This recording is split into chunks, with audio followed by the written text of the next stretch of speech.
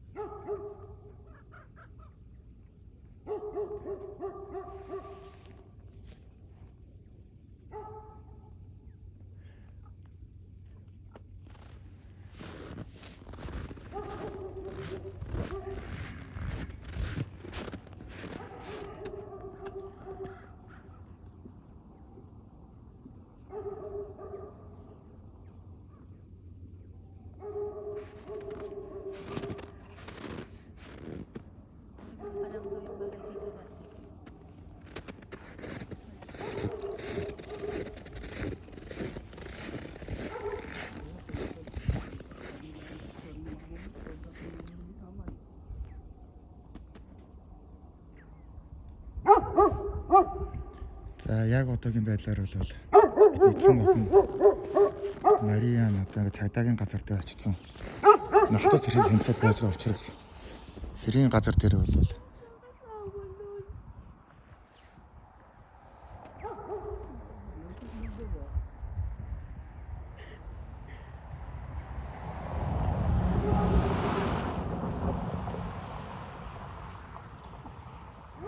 яг энэ ашигтай энэ байран дээр бол ирж амжааг байгаа. Гэхдээ би орой дахиж энэгээр явах боломж олдох юм бол шалгаж болгоно харуулъя. Шүн ирэх юм хамтдаа ирнэх юм бол шүн ирэх бол шүн ирэх юм та нар харж чадахгүй гэсэн учраас ингэж.